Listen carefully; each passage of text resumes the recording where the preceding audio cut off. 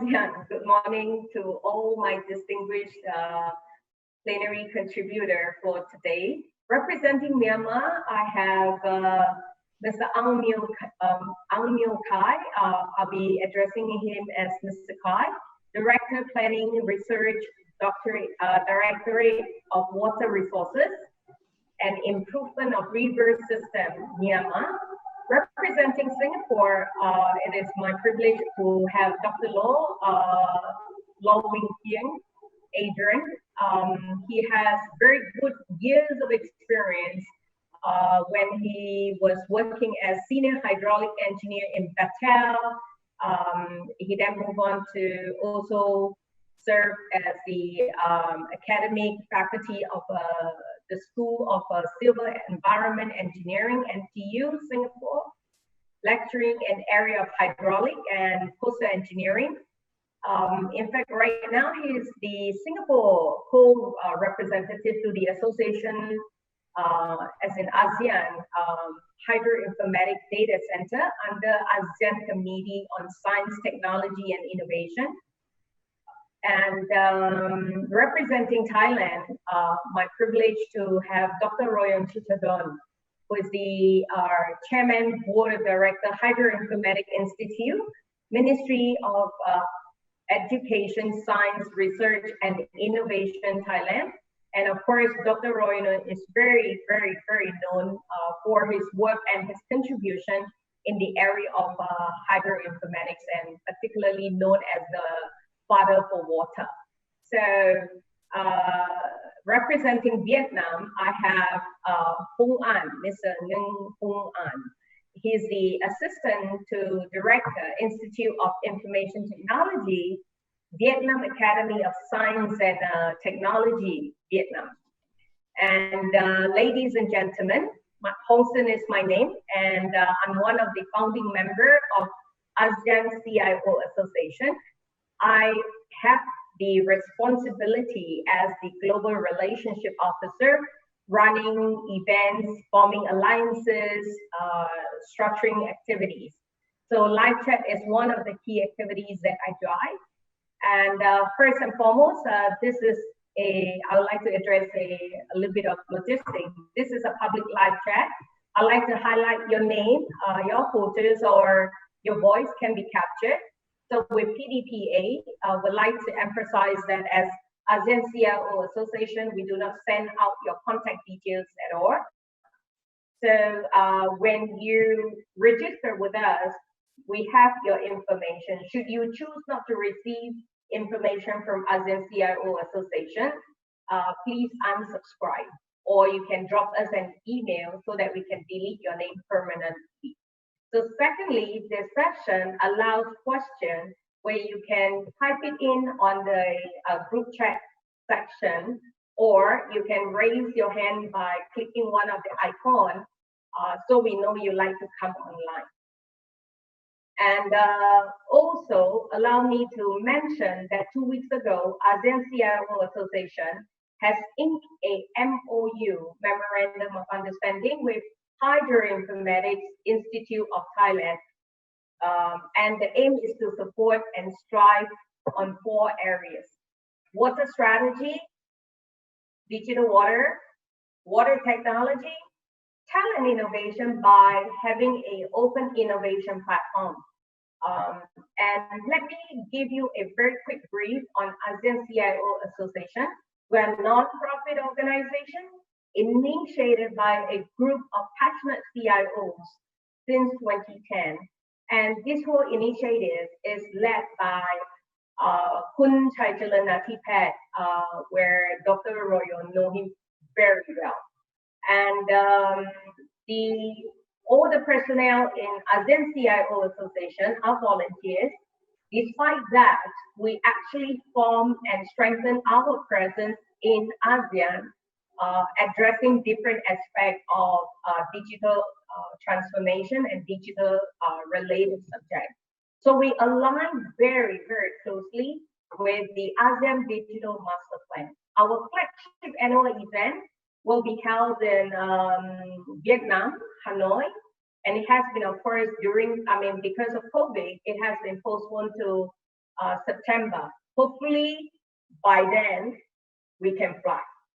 Okay, so there are also other events and activities that also has been postponed, particularly for HydroInformatic Forum that's being worked on by ASEAN CIO and HydroInformatic Institute. We hope that we can organize this and meet many of you in October, and this will be held in Bangkok.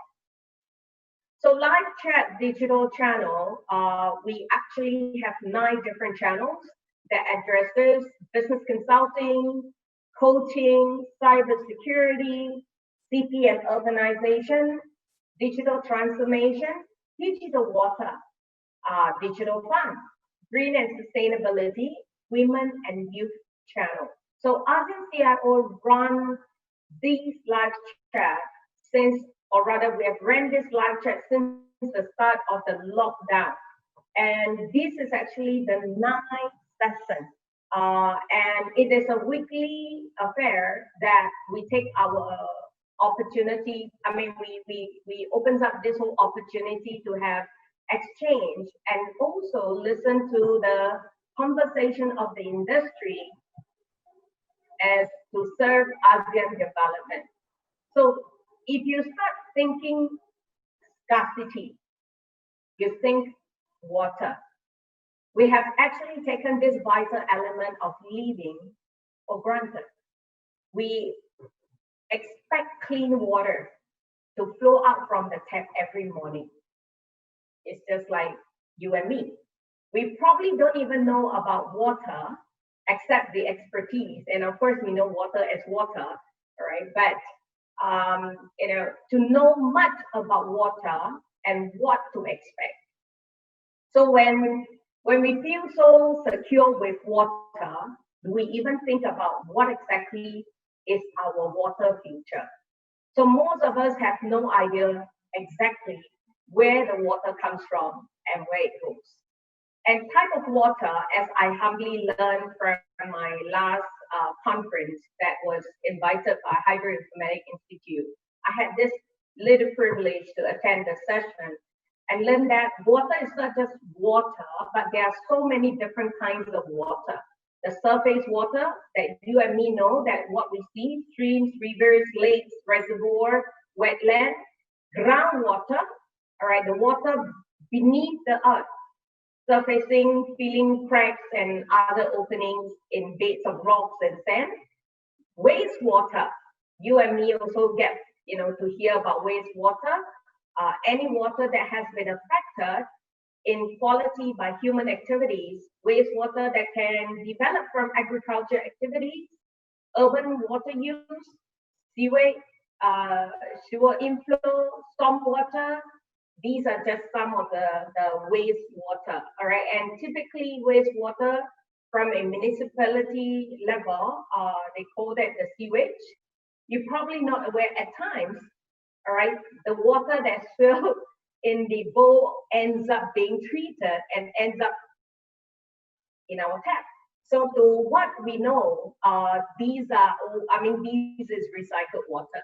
Last but not least, storm water, all right, water that runs from, waters that comes from rain or in faraway land that they have snow melt events, over the land, and there are different kinds of water. As again, storm water, it flows again off onto the river and also the streams and ocean. So water related problems, I hear this a lot, and that's also the reason that why I see it as very vital to bring on this conversation. Water related problems are ranked as some of the greatest problems facing mankind in the present century. So it is becoming an evident that world availability of water is being reduced due to excessive consumption or contamination or inadequate wastewater management or lack of proper water collection and distribution technology, or maybe excessive farming.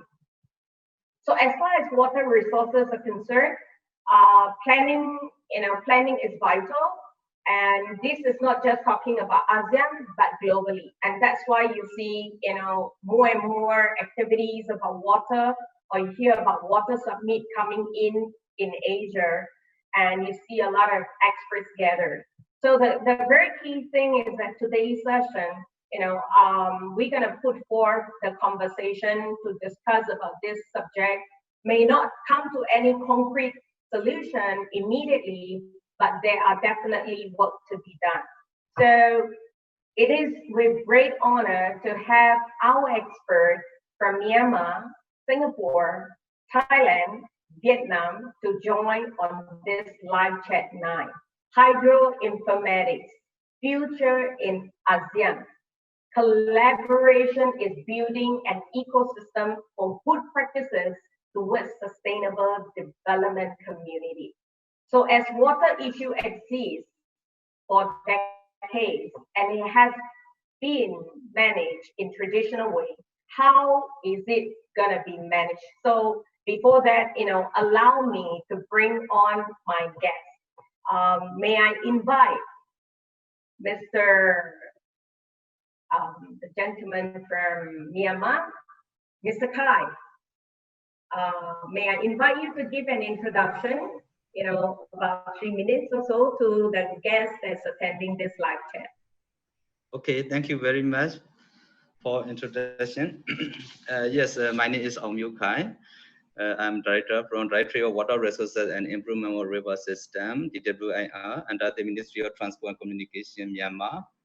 I'm very excited to be part of this live chat. Thank you very much for inviting me.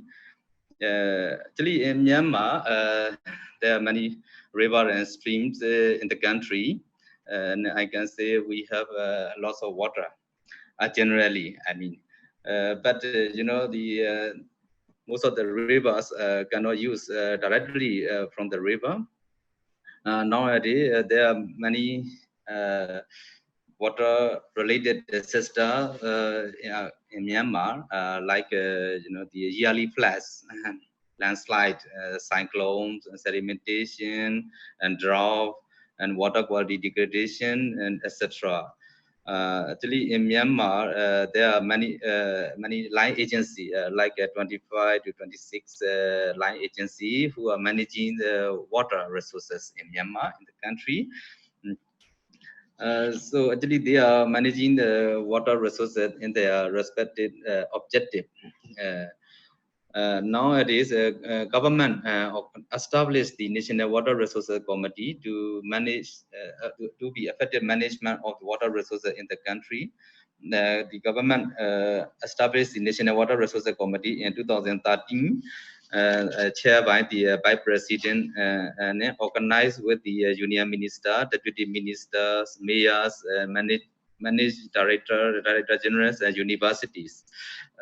We have many collaboration with other countries as well for the water resources management, like the Netherlands, the Australia, Japan, Korea, China, Thailand, etc. Since 2013, we try to implement big project for the water resources management in the country with the support of the development partner, like World Bank, Asian Development Bank, JICA, WICA, and EU countries. And yes, some of the big projects in Myanmar are the EARI Integrated River Basin Management Project, Southeast Asia Disaster Risk Management, a National Community Driven Development Project, NCDDP project, and RWSS Regional Water Security Study, etc., etc. So I can say our country, Myanmar, is the one of on the way of the implementing the integrated water resources management IWRM in the country. But I have to admit that our country not yet cover the 100% tap water, not yet cover, but government is trying for this issue. Thank you very much to include this session. Thank you very much for sharing on a reef of projects. It gets everybody excited. I will come back to you with some of the questions. May I right now invite Prof. Adrian, Prof. Law, to introduce yourself and also your involvement in HydroInformatics.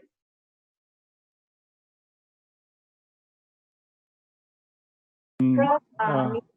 Okay. Sorry, can you hear me? Yes, now. Okay, great. Yeah. So thank you for the invitation to join this live chat. As Hong Xian has introduced, I'm a professor in Singapore. I'm teaching in the area of hydraulic and coastal engineering, and I'm also a representative in the ASEAN HydroInformatic's Center, AHC. And I think the Hong Xian has introduced AHC just now, and I think it's a very good initiative to share data, hopefully more effectively among the region. But I want to also emphasize the need to share experience of how the data can be used effectively for water management. So I have a few slides, so I'm just show you here. So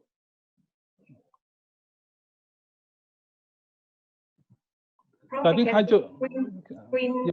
yes, great. Is it okay now? Yeah. So the HydroInformatics actually relates to both software and hardware.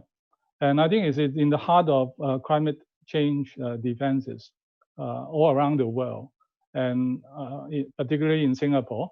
Last year, our Prime Minister has actually announced that it would take $100 billion over 100 years to protect Singapore against climate change. So as you can see, basically, we are talking about the concern about flooding when you have heavy rainfall together with storm surge and high tides happening at the same time. Now, this concern about heavy rainfall and storm surge and sea level rise together is called compound flooding. And it is actually a concern around the world. It's an increasing concern around the world. If you look at this recent paper, it sort of documents the analysis in the United States. And you can see that in the major cities in the US, compound flooding is now the dominant issue in flood assessment around the major cities in the coastal cities in the US.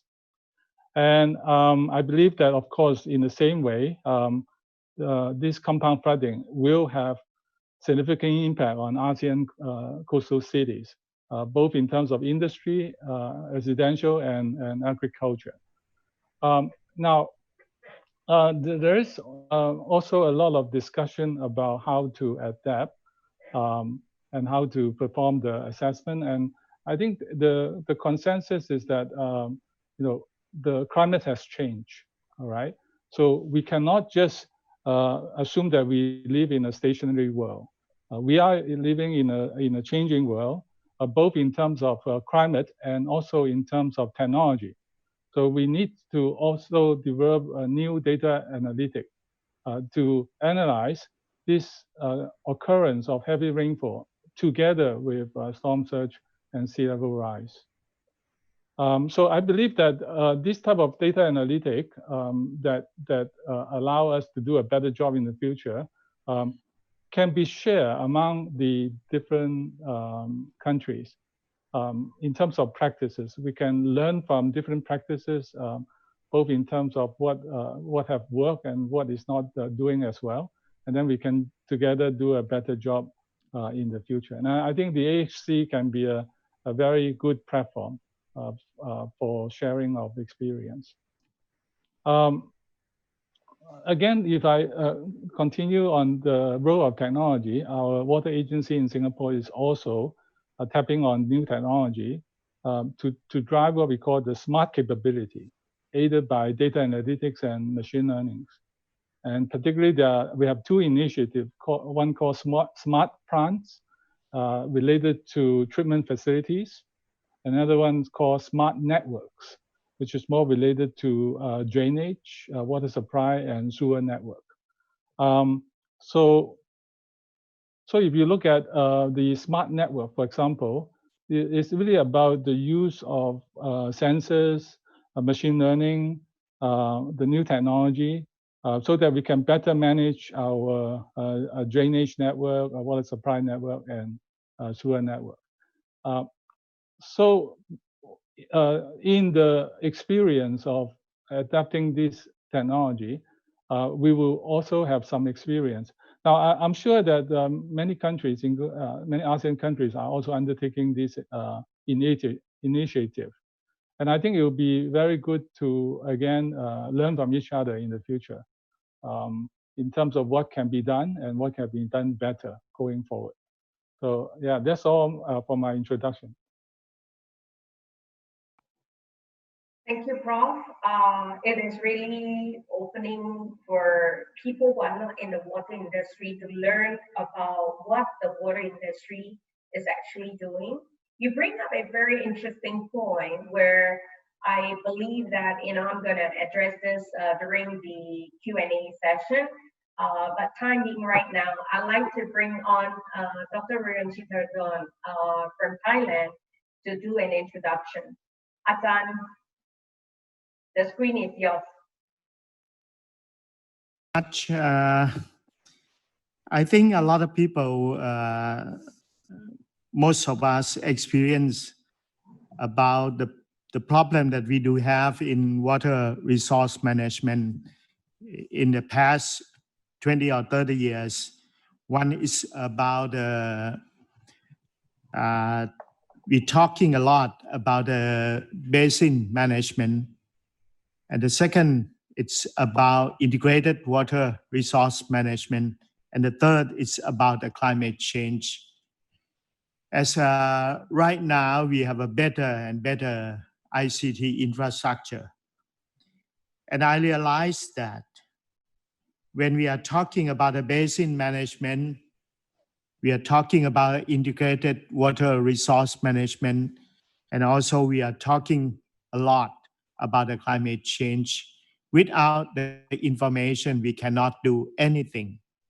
We try to improve management in the past by creating the hypothesis or some exploration and then setting up the project and program without information. And after that, we realized that we invest a lot of money doing many things, so many things, without platform.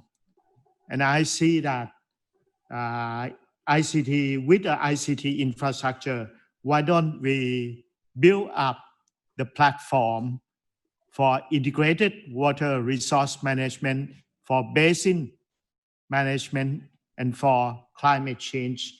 The platform for these three main things that we have to do, it is HydroInformatics.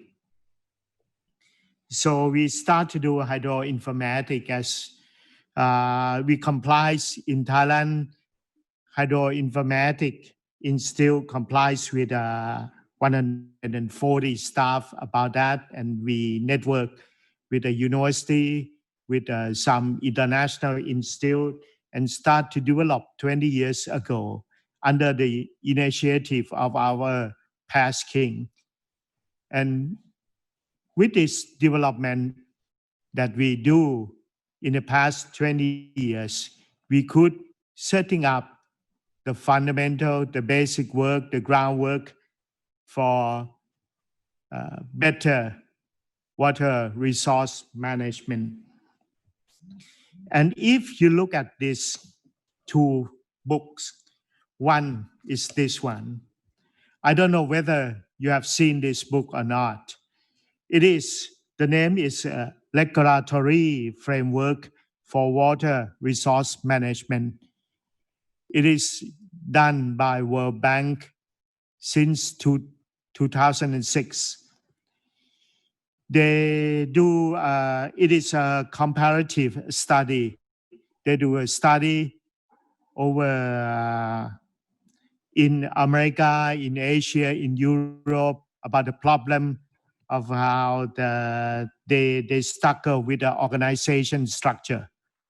They had a lot of problem with the hierarchical work, and they summarize that the solution is they have to have a water board.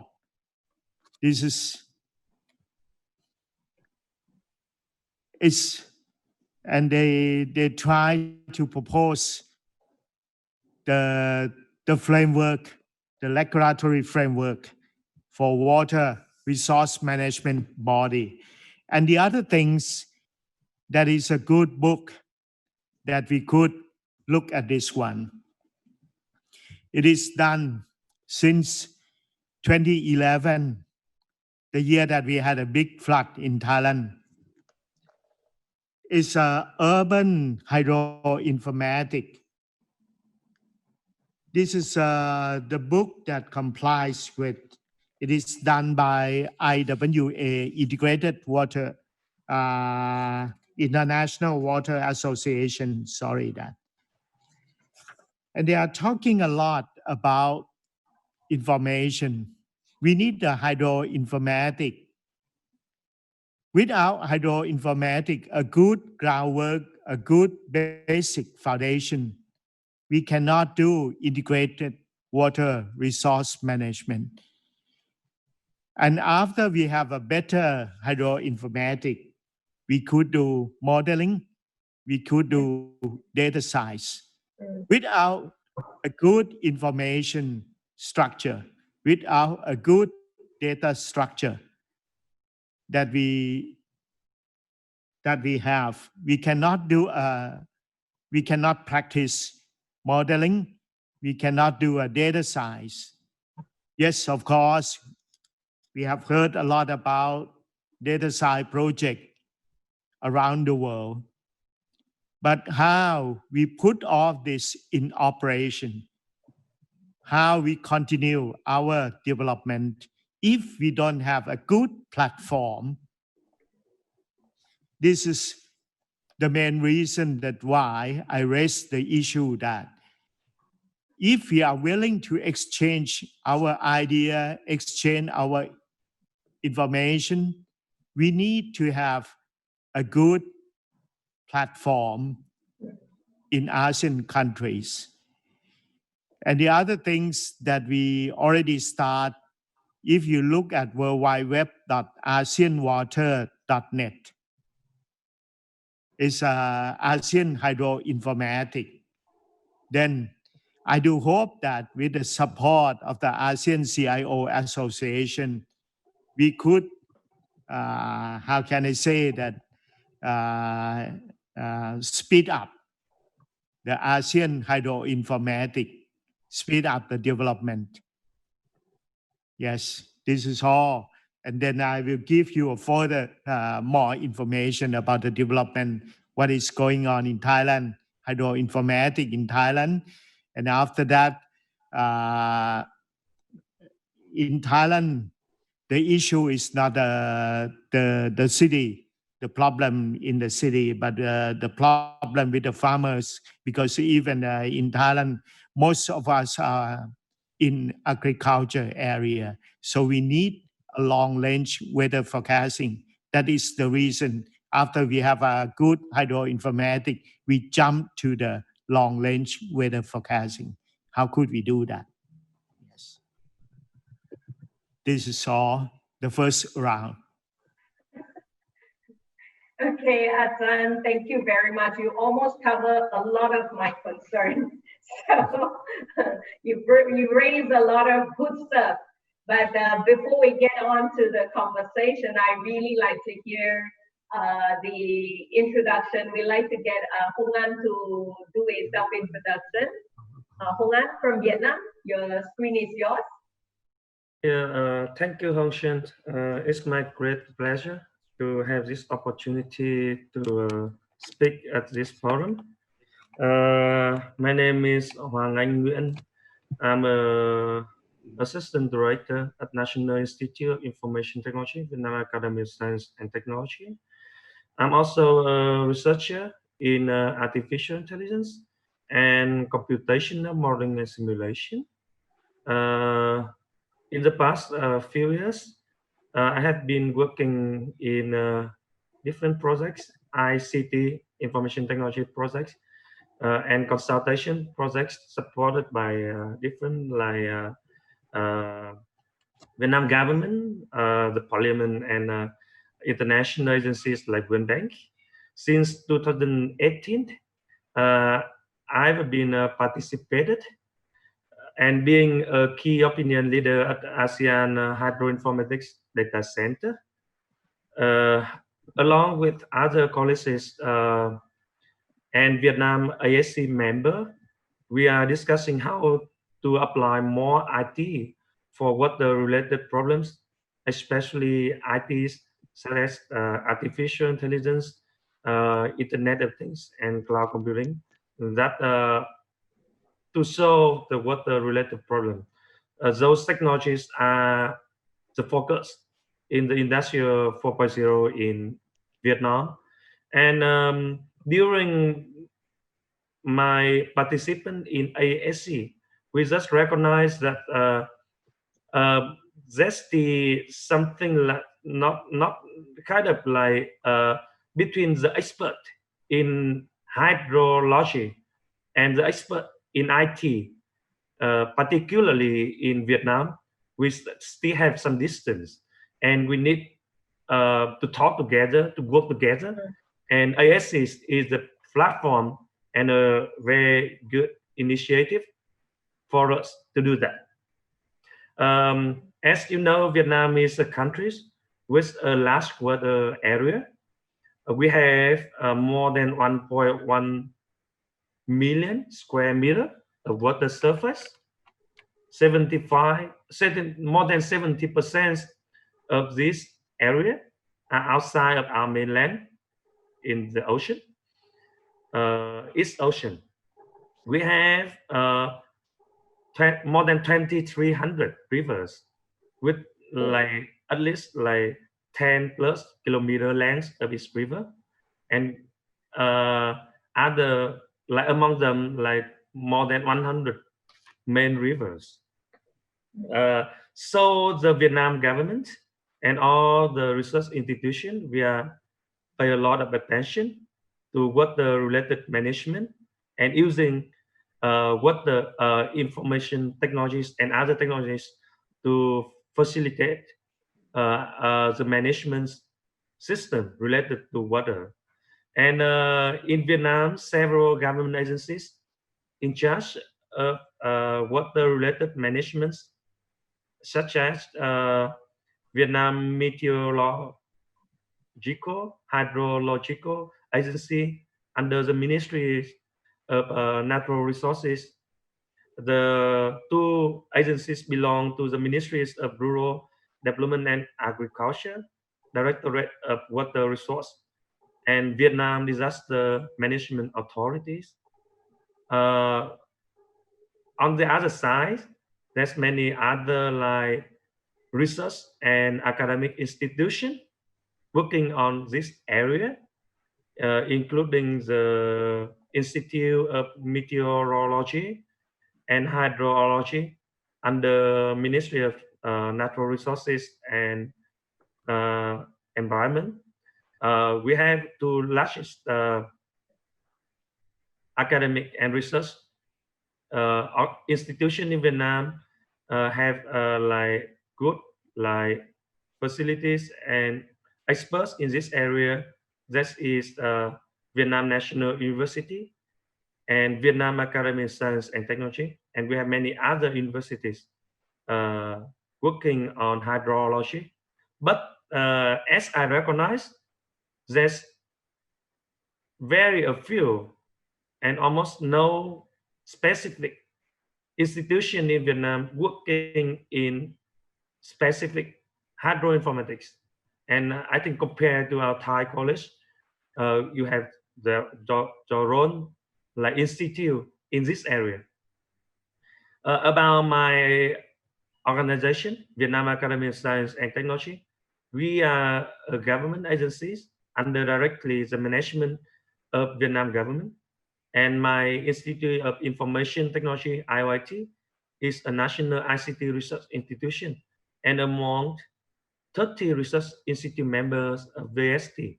Besides IOIT, VST have different research institutes, and I think they are closely related or working in hydroinformatics.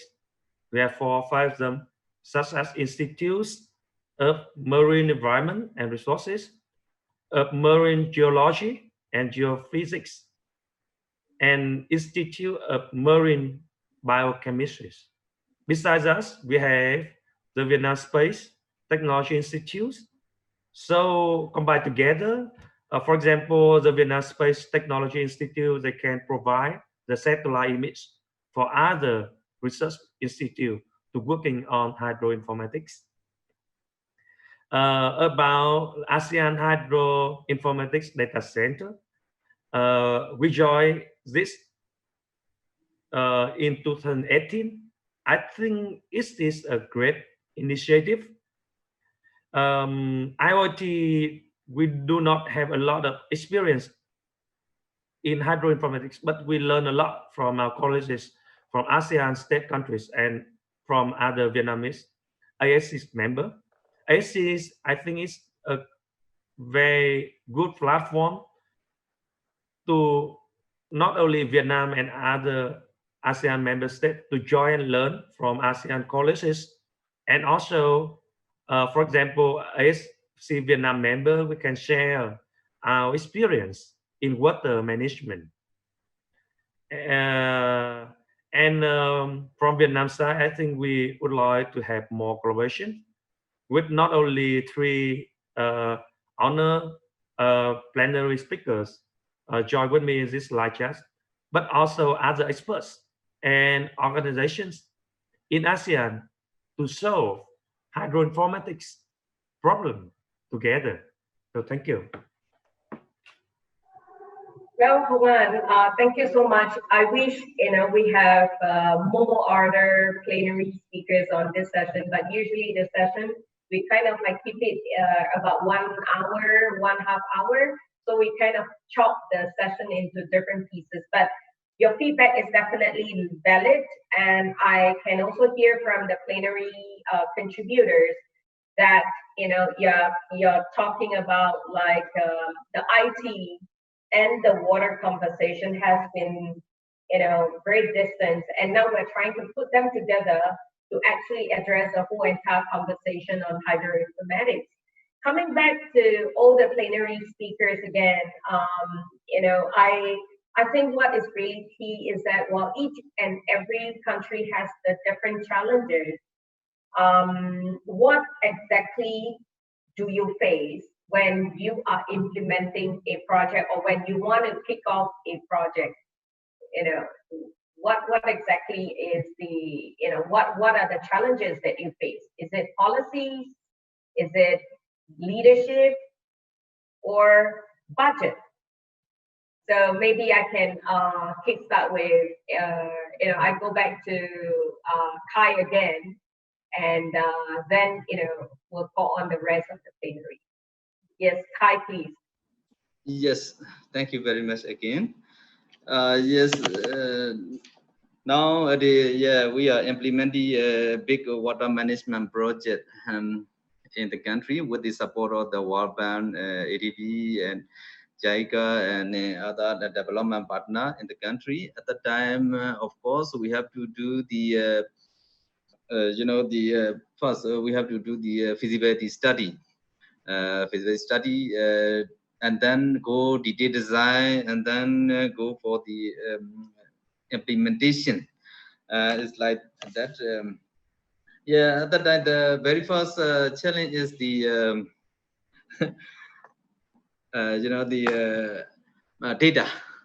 data scarcity in the country, water data, and water data, because as Dr. Rayel mentioned, without data we can not do anything. So in the country, during the implementation, the project challenges. First challenge is the data. Second challenge is the expert. In Myanmar, expert. I mean, water expert. I mean, like morally expert. Like we still, how to say, limited amount of expert, like morally or like. So such kind of difficulties are still in the country. And data, yes, and government is also trying to install data monitoring station and all over the country, but it is still required, yeah. And the previous data collecting station are also manuals. Nowadays, government is trying to install data collecting station as automated station. Automated, I mean telemetry data station. So they collect data automatically and arrive to data server. It's like that. So the previously how to say manually, that's why we have to type again, and we have to analyze, and I mean limited data station, limited data available. It is the first challenges in our country. And other one, yes, is expert, and then other one is the budget limitation. Government, okay, nowadays, okay, government is trying to get to borrow money from the development partner, and then we try to implement the big project in Myanmar. Yes, but at the time we have to follow the policy of and procedure of the development partners. Like if we borrow money from World Bank, we have to follow the bank guideline. World Bank guideline. If we borrow money from EDB, we have to follow their guideline. Something at the time we need in Myanmar, we need some capacity to do and to follow that kind of procedure, that kind of guideline. We need some experts. This is the current challenge. Current challenge in Myanmar. Thank you very much. Well, thank you for sharing, Kai. These are definitely valid concerns. As again, the goal for this session is also to understand the other member states' different challenges in order to point in probably solutions to work again with the respective countries. And may I call upon Prof? Singapore being known for an excellent city for handling water, do you face challenges? I mean, I hear about that $100 billion, being allocated for climate change, but how is it in water aspect? 100 billion over 100 years, so it's a long-term. It's a long-term issue. I think I think in terms of integrated water management in Singapore, it not only involves the management of the rainwater, but it also involves water reclamation and also desalination. And water reclamation and desalination depends a lot on technology. So we have to continue to improve the technology so that we can drive the cost of the water reclamation and desalination down progressively in the future. So I think that is one of the key effort. And also, we, as I said before, I think we are not living in a stationary world. So it's a dynamic world, and I think we have to continue to evolve and adapt into the future, and adapt in the sense of not just survive, but actually make better things out of what is happening and what is available. I think a number of us are working in ICT direction, and it is a very exciting and promising direction. It offers a possibility of better managing the water, both in terms of quality and quantity. It offers opportunity for us to reduce the use of energy or optimize the use of energy, reduce the use of chemical, etc., better protect the environment, etc. And I think there's a lot of a lot more we can do along the ICT direction, similar to what the other speakers have mentioned. But I also mentioned something that is something that I'm also working on in terms of research. So one of the potential benefit of ICT is automation eventually, right? But when it comes to automation, then you also will then have the concern of cybersecurity. You can just imagine that if a person can hijack your water asset, much like they hijack your terminal. If they can hijack your water asset, it can create disruption or even disaster, right? So so I think cybersecurity will also need to be something that we have to look into at the same time. Now, you might be surprised to hear that, because you might assume that this should be just in the domain of computer programmers. But from my own personal experience, I'm also learning that our domain knowledge in terms of the water professional needs to come in order to work with the computer programmer to better protect our water asset in the future. So I think both the ICT development and also at the same time we have to be also have the concern and continuous effort in cybersecurity. Thank you. Excellent, Prof. You hit right on the spot. When you talk about technology, you talk about ICT, inevitably, you cannot ignore our cybersecurity.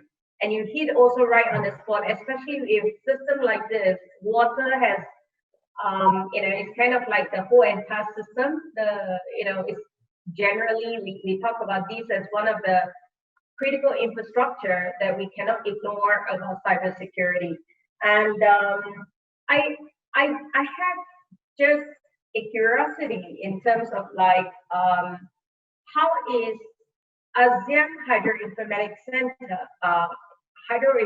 Center, as in this case represented by you and also your team member, works with PUB? We, of course, basically, we represent Singapore in the AHC. So therefore, as and when we need certain information, we will then communicate our request to the government, and then there is a proper channel to process the request.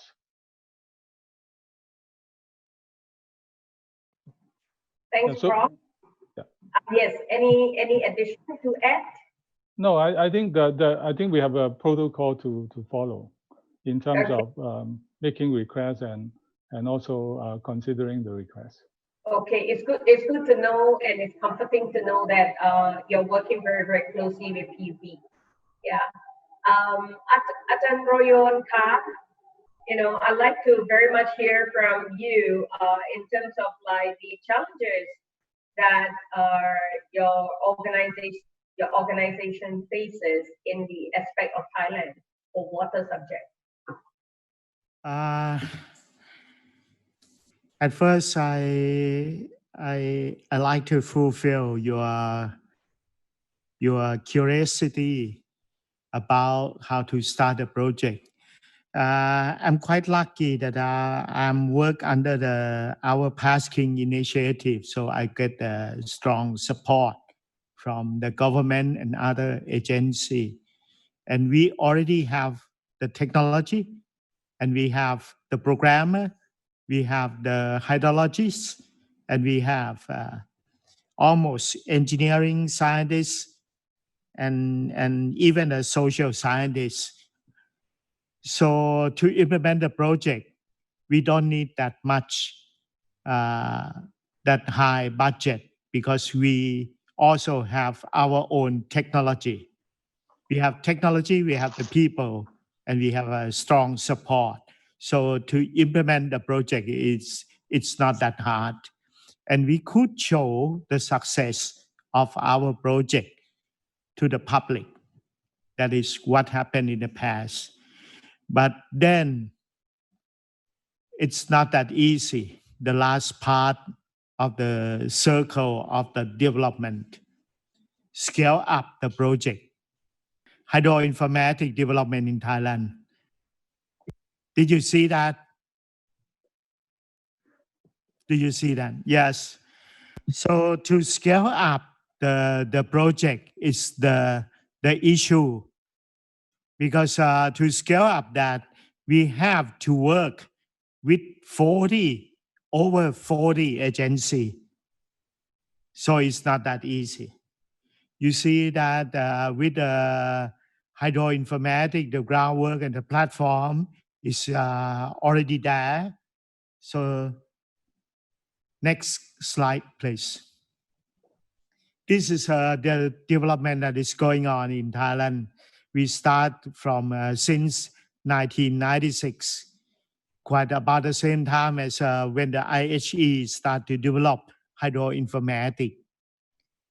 And this HydroInformatics system could support the government at the time that we had a big flood in Thailand in the year 2011. And then in the year 2012, so we start to do a HydroInformatics data center as a national HydroInformatics data center in Thailand. And in the year 2013, we start to develop the mobile app. And then we start to do back office. It's a system optimization in the year 2014 to prepare ourselves to do data science or big data or data lake. Since then, we start to do big data or data science. Then next slide, please. This is the architecture of our system. We don't change the way that the other 45 agencies they work, but we make a copy of their data and integrate the information and then reformat all this. And we start to do the system to support the daily operation, to support the crisis management. The good example is like last year, we had a problem with Pabuk. At the beginning of the last year, we had the problem is a storm surge hit Gulf of Thailand. But with the information, with the HydroInformatics that we had, we are able to minimize our loss. Our loss is really almost gone, is less than 1/4 of what happened in the past 30 years. So next slide, please. And this is, right now we start to work with 45 agencies. That is not easy because we have to go back and start to implement data governance. That is not that easy. It's a part of the HydroInformatics. So it's a loop of our development. So next slide, please. This is what we are working right now to support the normal daily operation and also the crisis operation. And very important, during the crisis, we need to support the single command center. That is the main issue. And we have to generate the report. It's a daily operation, twice a day to generate the report. So you see that to implement the project, it's not a problem because the high level give us strong support.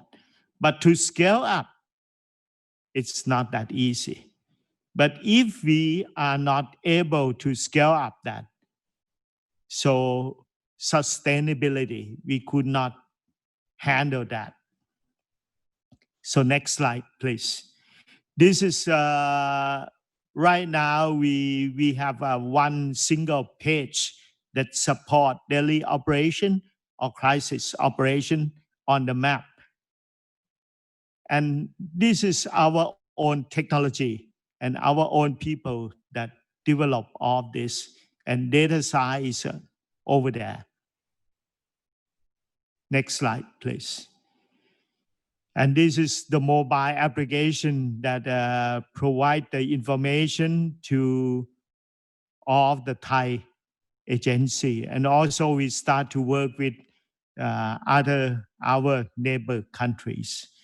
So to work with our colleague in ASEAN country, I think is the key issue, because if we cannot work together, then we cannot understand the climate change, what is going on with the climate change in ASEAN country.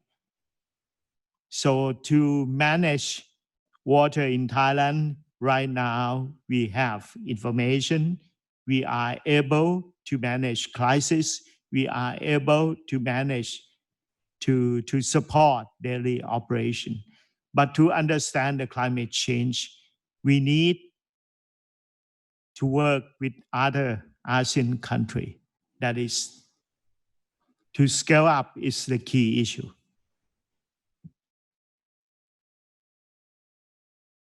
That is all. Ajahn Ryan, thank you very much. I mean, looking at your presentation and your sharing, it's like, I wish, you know, we can really just jump in and do things together. But I'm hearing you loud and clear in terms of like the call for ASEAN member states to actually work together. And what would be, I mean, like what is stopping us from working together? I'm going to come back to this question again to all four plenary speakers. But hold on, I'd like to invite you to talk about, you know, the challenges that Vietnam face in terms of whether the aspect of policies, leadership, or even budget when you look into this whole vital conversation on HydroInformatics. In my opinion, I do not think we have a lot of like challenges regarding to the policies, because policies, I think it's kind of can be like flexible, can be changed according to the situation and according to the real demand and what the benefits to the country and the society. Actually, Vietnam has been entering the industrial 4.0, and the high-level leaders from the government, from the party central committee, they show strong determination to take advantage of this 4.0 industries and its technologies. And I think HydroInformatic's problems could be in that loop to take advantage of those technologies and to solve our own problems. Vietnam is well aware of water's importance, how it affects people's life, and to the sustainable development of our country and our community. This awareness started long before Industrial 4.0 officially started in Vietnam. For example, in 1979 and 2005, respectively, we built two hydropower plants, Hòa Bình hydropower plants and Sơn La hydropower plants. And it kind of two of among the largest hydropower plants in ASEAN, and they help us to ensure both the water security and energy security. But recently, I recognize that we face two big challenges. Dr. Royal just mentioned that like our Thai college have a very very good capacity and experience. You own the technologies. You have your own technologies in hydroinformatics, but differently, according to my opinion, various ICT technologies that are the key components to the hydroinformatics system to manage water resources and water related issues. They are not developed and owned by Vietnamese organization. Many of them are using in forecasting system for flash flood warning, for typhoon, heavy rain forecast, for modeling the hydraulic models for rivers and extraction. But many of them are brought from international partners. So I think in the near future, that is the challenge for the Vietnamese hydroinformatics community to overcome this, to develop our own technologies, to solve our own problems. And perhaps ASEAN member states with such advanced countries in this area like Thailand can work together and to support us. And because that's the first challenge, the second challenge, more specific, because we don't own don't have our own hydroinformatics technologies. So recently we faced a number of specific water-related problems. They occur, and it's really hard for the government to handle. I think like a couple of months ago, no, like half years ago, more than a half years ago, in Vietnam, in Hanoi, we faced the fresh running water quality problem. So we hundreds of thousands of people in Hanoi are affected by fresh water crisis. The second is specific challenge, I think, related to the polluted water sources. There are many polluted rivers and channels now inside the big cities in Hanoi, in Ho Chi Minh City, and other big city in Vietnam. And we try different technologies, but it's not easy to address them. So perhaps in the next period, we need to focus more to overcome this challenge, to solve these specific problems. Thank you. Thank you, Bulan. Well, time is running very quick. Before I can even ask many other questions that I actually have, I already have some questions coming in from, in fact, our president. He was asking about, he's hearing a lot about from all the plenary speakers about data, a good data structure, or in terms of accessibility to water data. And he has this question about, from sensor we get data, but how do we share the water data across or from all ASEAN countries? But before we even get on to this big conversation on how do we share the data from all the ASEAN countries, is that how much of data do we collect, and how much of data are we willing to share? And that leads to the question about, you know, how do we in ASEAN share the data before we can even talk about, like, there's this whole huge conversation on building the platform.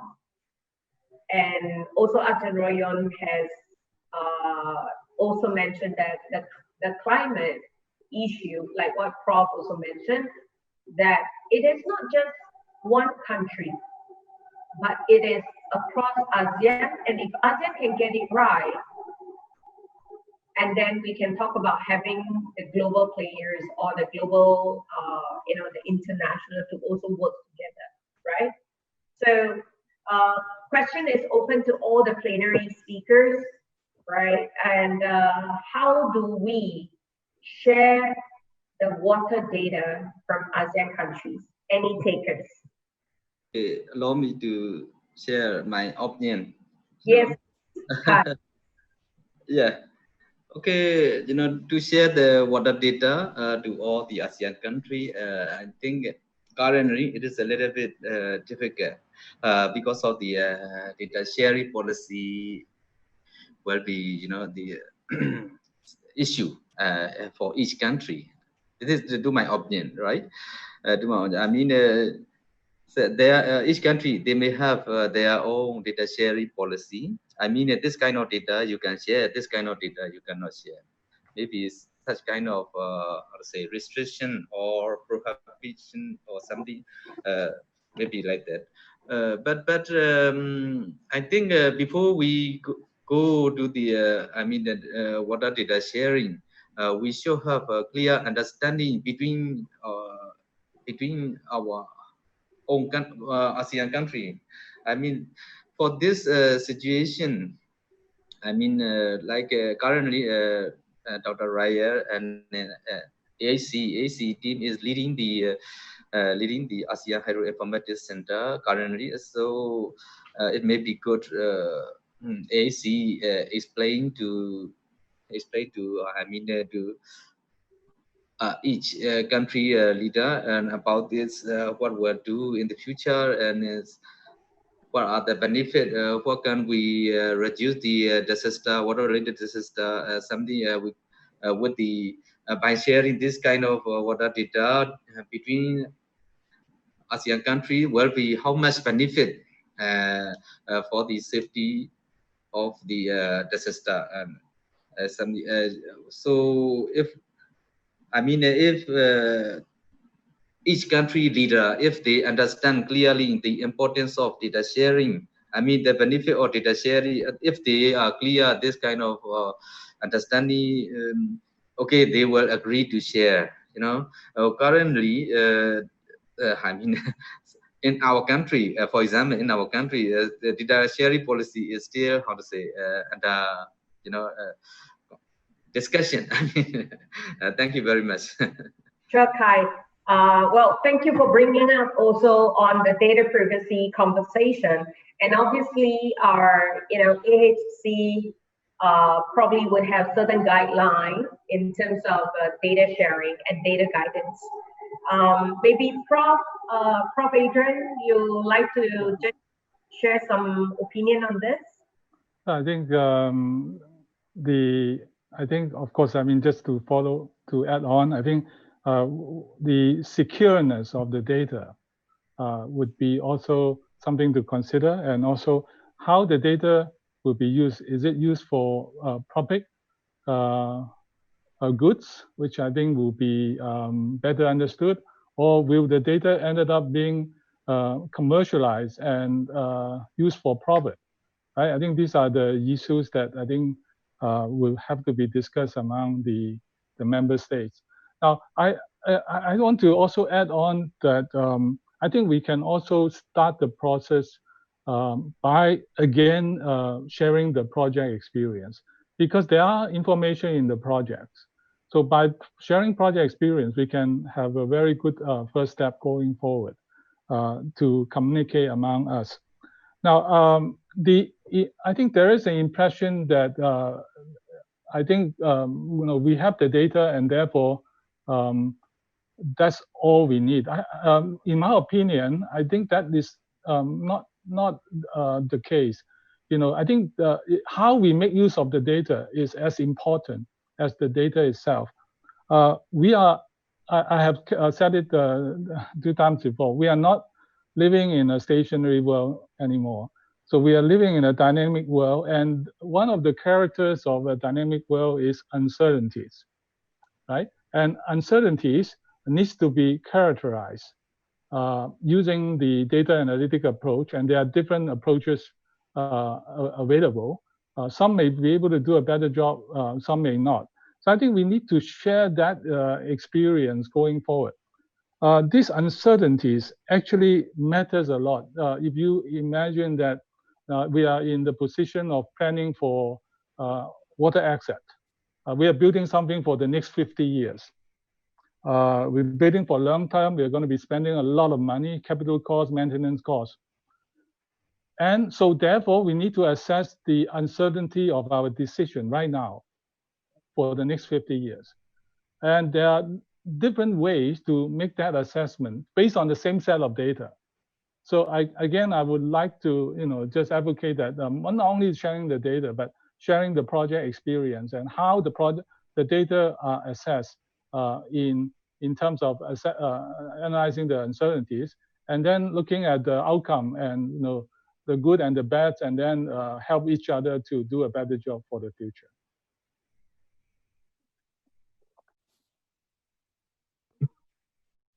Thank you, Prof. Ajahn Royo, any opinion?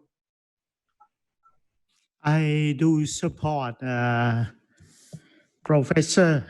I do support Professor that sharing the project is a simple thing that we can experience in project. And the other things that we can share, and I think we need to share, is a weather forecasting. For example, like Vietnam and Thailand, if we are able to share weather forecasting, and Myanmar also, and Singapore also, we can improve our weather forecasting. This is a win-win situation, sharing the weather forecasting. And also, the other things that we can share is a river, sharing the information along the river on our border. Like Thailand and Myanmar, Sarawin is the river along the border between Thailand and Myanmar, and also Mekong River. It's a win-win. Anyway, we share the information under the Mekong River Commission. We already sharing the information. So this is a good starting point with the support of the ASEAN CIO with the live chat. How can I say that regular live chat with the ASEAN CIO support, we can improve it and speed up all these activities. Thank you. Can I have my opinion on this? Yes. I'm waiting for you. Actually, yes, I agree with Mr. Kai, my friends from Myanmar. I discussed with other colleagues in Vietnam about sharing the data in ASEAN in many meetings before in Bangkok, the ISC, and data privacy sharing policies is a problem because like we have data here. My colleagues at different agencies in this area, they have a lot of data, but they don't know what can be allowed to share, what cannot. So we need to work on that to address that. But I think Professor Loy is right. We should start with something. Actually, we meet things in many times. We talk and we plan the future.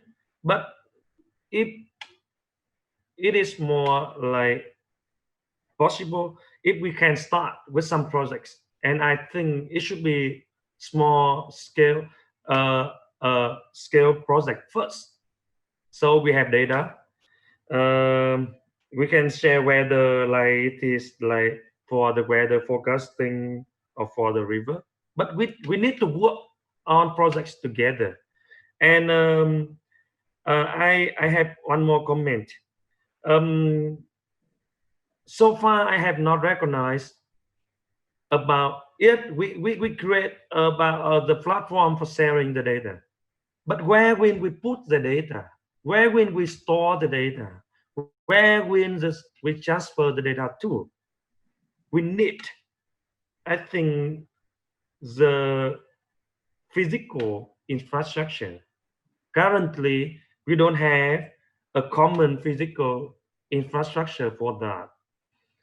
It should be a data center. It might be a high performance computing center, but we need to have that because the data is the asset. The data is important information. We need to take care of that. We need to manage that. So someone should be responsible for that. Some ASEAN members within ASEAN should be responsible for that. And we should together have a common place, physical place to store and to put the data. Yeah, that's it for me. Okay, Hong An, hit right on the spot again. I'm very glad to hear that you guys are identifying a common ground in order to be able to, or to be comfortable to feel secure that the data is safe.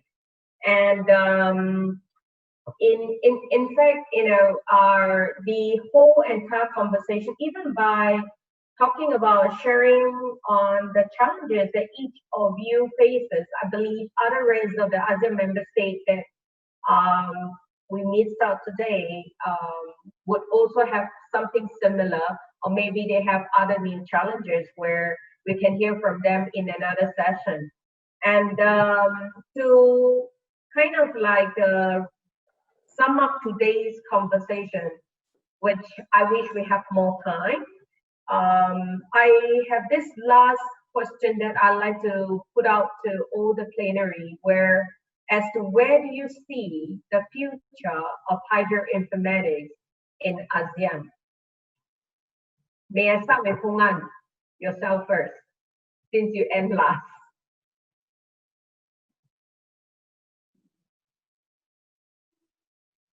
Hong An? Your microphone. Yeah, okay, I'm sorry. Okay, we have set up the ASEAN HydroInformatics Data Center, ASIS, back to 2018. And because of the COVID-19, right? So we might delay the in-person meeting, but we still, I think this is a great idea that we can meet together, like in this virtual environment. It is great to keep a common platform for knowledge, information, and data sharing to ensure ASEAN member states can collaborate together towards better water resources management. However, the collaboration among ASEAN member states, and even in our case, among the Vietnam ASEAN members, we have like different organizations. We have like Institute of Meteorology and Hydrology, and Vietnam National Universities and VST. It is very limited. We want to discuss, to do something, but still limited. So I think this is one of the reasons that we cannot have productive like collaboration. And so I think the most vital issues is that to have a substantial collaboration. And as I mentioned, we should work on specific joint projects. We should take the advantage. We should take the strengths of each member states and of each organization. For example, IoT, we are good at the ICT technologies, but like we do not have a very deep expertise in hydrology and climate change and disaster mitigation. We can like discuss together. We did it before in some discussion for the need and contribution from these countries. But we need to realize this, and we need to do something that beneficial to all the member states. We need to do something that is vital, for the development and for the growth of ISCs and hydroinformatics in ASEAN. We would do something that is multilateral, beneficial to all the member states, to all the organizations, and we recognize that we contribute to that. Yeah. You know, Hong An, hearing what you say, I'm very driven and very motivated. And it's very encouraging to see the openness of Vietnam, you know, putting the conversation out to talk about collaboration, and even to potentially AHC could even possibly have a KPI on project sharing. So over to Prof. Adrian, you know, since you are so-called the obvious person that talks about AHC, you know, please take into some of this consideration of maybe a KPI to set on AHC on how ASEAN countries are having project sharing, and how many project sharing should you be, you know, listing out, maybe 5, maybe 2, maybe 1 from now to the end of the year, or maybe next year. I don't know. This definitely have to hear from AHC. And earlier you also mentioned, I mean, also hear from me that we actually coined the idea to collaborate with HII to organize a HydroInformatics forum led by ASEAN CIO Association. By having this session would also helps me plan better in terms of what kind of content we want to run, who are the stakeholders of each country that we should bring them in, as in not just limiting to only the water people, but people who works in together with AHC or the different water agency. So Prof, I need to hear your support. I need to hear from you. No, I think everybody hear you loud and clear. I'm very sure that HII will have this in the agenda in our next meeting. So I think that's, of course, I mean, in terms of KPI would have to be discussed. Actually, sharing is already happening in the academic world. I mean, we all read each other paper, journal paper, conferences, etc. But I think we can go a little bit deeper potentially when we sit together in some of these meetings, so that we can have a deeper look at the information and also the way that we process the information. So I agree with Hong An that we will need a hardware, whether it's high performance data center or something similar. Because as I said before, I'm particularly concerned about security.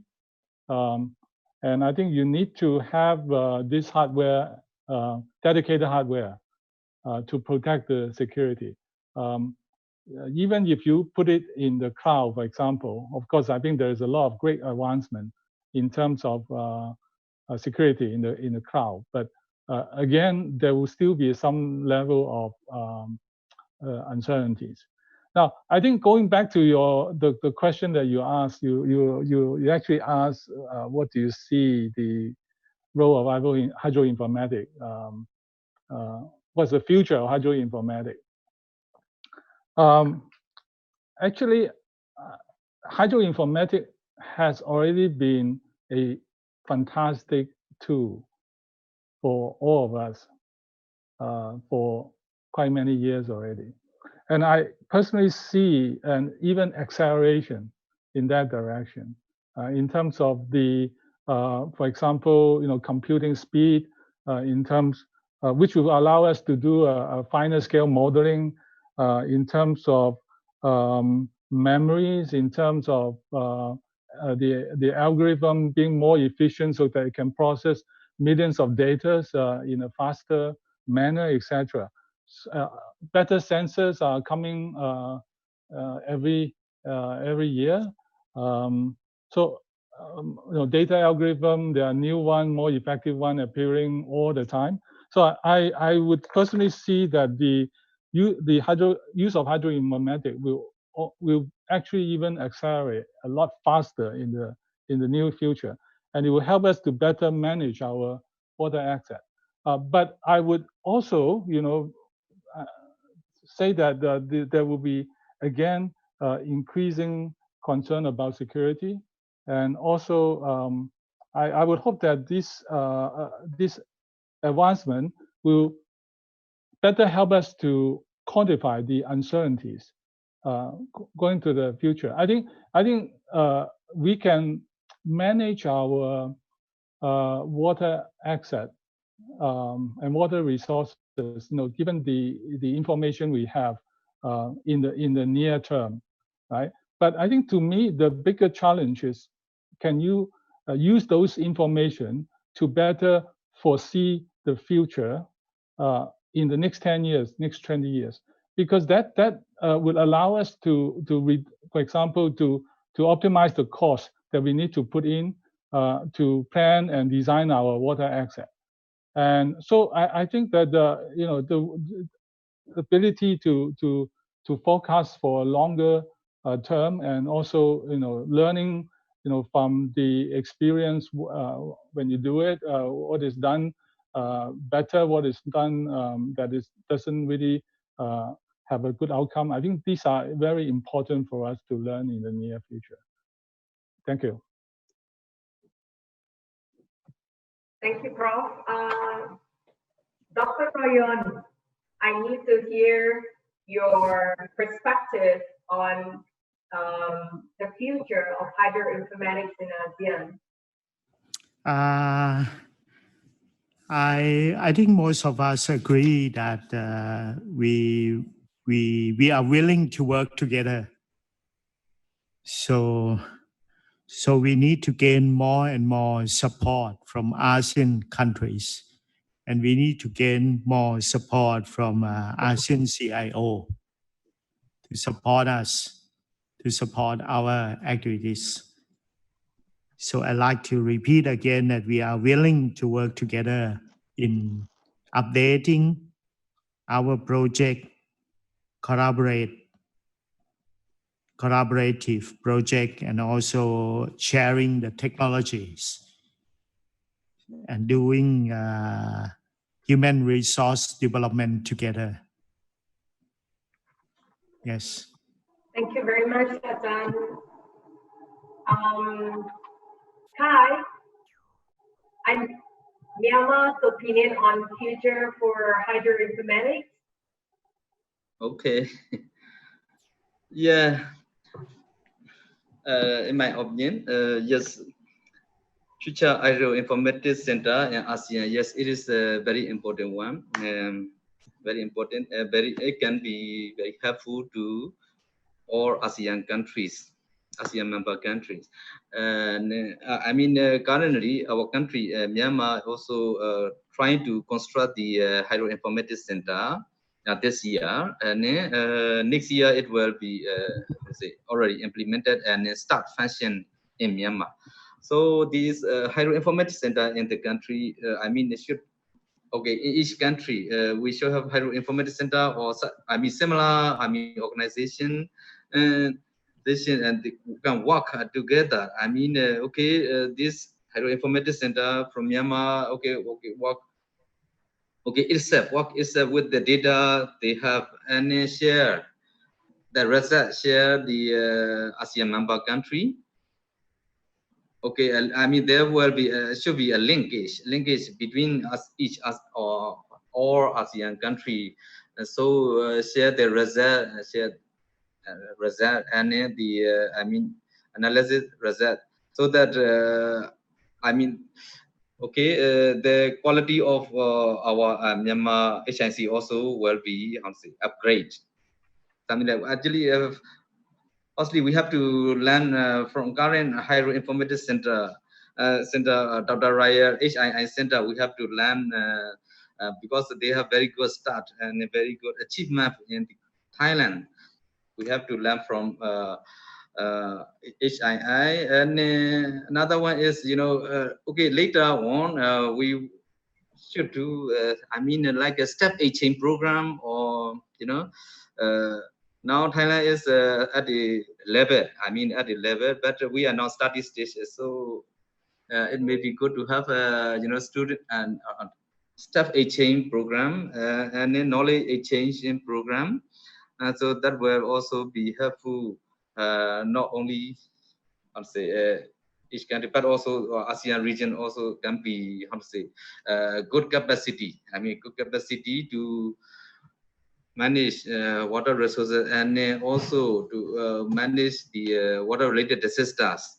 To reduce the impact from the water-related disaster. I think that kind of, relation, that kind of relation, ASEAN HydroInformatics Center should be a leading role in the ASEAN country. This is my opinion. Thank you. Thank you, Kai. And to all plenary speakers, we are almost time's up. And I just want to do a very quick summary. And doesn't mean that this, Atan Royon, you have something to share? Yes, I like to confirm that as a representative of the HydroInformatics in Thailand, we are willing to collaborate. We are willing to work together with other countries. Okay, thank you very much for this acknowledgement and confirmation. Let me do a very quick summary, and I want to say that this session may end, but it doesn't mean that the conversation ends. And taking also some of the feedback from all the plenary contributors, we will look into open a continuous conversation and exchange. For a time being that we cannot travel, doesn't mean that we stop engaging. So to start off the wrap up, we talk about the dynamic world with all this uncertainty is what we are all experiencing. And there is this whole huge conversation of concern over water data expertise from the region, and also the different kinds of tools that are maybe even costly, and to look into the different countries that have the different situation, coming to like what Prof. Adrian mentioned about the automation that leads into a huge concern on cybersecurity, and paying attention that if any of the data or any of the centers that are being hijacked, it could cause huge disaster. From this angle, also relating to both Myanmar and Vietnam, that refers to the sensitivity of data sharing and how data would be used and optimized. Noting what Atan Royon offered, that Thailand HydroInformatics Institute is very ready to work with all other member states, and that also brings us the conversation that the upcoming HydroInformatics Forum organized by ASEAN CIO Association could bring forth more people to talk and share, and not just talk, not just share, but we're going to list on things that we're going to do together, by also timeline, and also looking into how we're going to support the countries that are also looking, that have different kinds of constraints. And particularly, I keep hearing about technology, like you buy the technology, you have your own technology, or what do we do with technology? So with Atan Royons, who have your own technology, and with various countries that are buying technology, So how do we bring all this together in such a way that we have a common ground, a common platform, and also the assurance or the comfort to be able to share this information. So without further ado, I would like to wrap up this session by reminding every one of us that today's session has been recorded and will be posted on ASEAN CIO YouTube channel and also the Facebook page. For those who are watching from Facebook, thank you very much. And do note that the upcoming live chat 10 session for the first week of July is led by two of our counselors from Thailand, Dr. Pataram Wan, and also Indonesia, Andi. And what is the subject? About coaching. And what exactly is coaching, all right, is that it's a process that aims to improve performance and focuses, and coaching to also unlock the potential of the individual. And how does that work in this whole digital society? Does it mean to say you are already at the top helm, you don't need a coach, or you want to have a coach but you do not know where to start? And what should you be coached on in order to be what we call the digital leadership, to lead your country or to lead your organization? So to suggest further topics, we are very much welcome. And it is again our honor to have all the plenary contributors and to all who attend the very first time to learn about water. I hope this session is very useful and relevant to you. You can bring this back to your country and maybe start talking to some of the organizations that you deem fit. So today, thank you very much, and we'll close the session. Thank you very much. Thank you. Thank you very much. Bye-bye. Thank you very much. Bye-bye. Bye-bye. Bye-bye.